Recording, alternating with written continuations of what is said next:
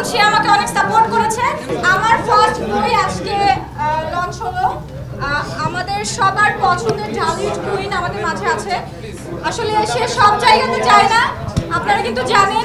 আমি খুবই নিজেকে ভাগ্যবান মনে করছি, ভাগ্যবতী মনে করছি। এর কারণ হচ্ছে দিদি আমার পাশে আছে এবং আমার প্রথম বইয়ে আপনারা সবাই আসছেন এভাবে।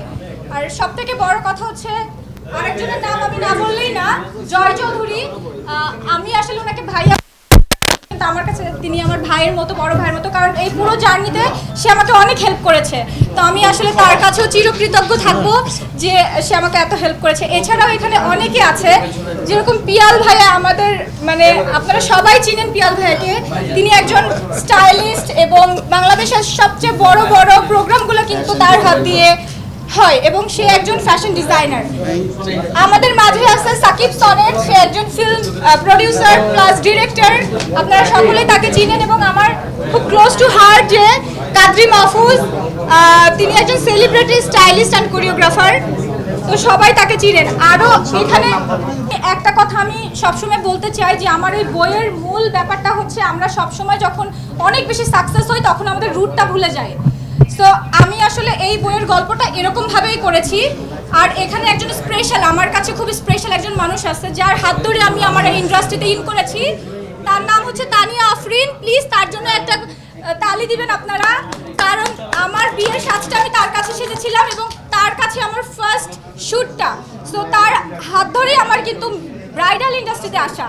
এবং নীলা আপু আছেন, এখানে দিদি আছেন। আমি খুবই অনার যে তারা আমার কথাতে এখানে এসেছে। এখানে বিথি আপু আছেন, অনেক দূরের থেকে এসেছে। আমার ডিরেক্টর আছে এবং সবথেকে বড় কথা আমার ভাইয়া এসেছে, হ্যাঁ, যিনি কিনা একজন নিকা বাই কিবরিয়া রাতুল, তার ক্লথিং ব্র্যান্ড অনেক বড়। আপনি জানেন যে সমস্ত সেলিব্রিটির কাপড় আসলে তিনি ডিজাইন করেন। হ্যাঁ, তো আমি খুবই অনার ভাইয়া তুমি এখানে এসেছো। তাছাড়া এখানে যারা আপনারা এসেছেন তাদেরকে আমি চিরকৃতজ্ঞ আপনাদের কাছে যে আমার ফার্স্ট বই লঞ্চিং এর সময় আপনারা এসেছেন। আর আমার এই বইটা আসলে আমি উৎসর্গ করেছি আমার হাজবেন্ড কাজী জাফর রহমানকে। এর একটা বিশেষ কারণ আছে। এর বিশেষ কারণটা হচ্ছে আমি যখন রাত জেগে বই লিখতাম সারাদিন কাজ করে, তখন সে আমাকে অনেক সাপোর্ট করেছে এবং এই পুরো প্রোগ্রামটা করতে এবং বইটা রিলিজ করা পর্যন্ত, টিজারটা রিলিজ করা পর্যন্ত সে আমাকে অনেক হেল্প করেছে।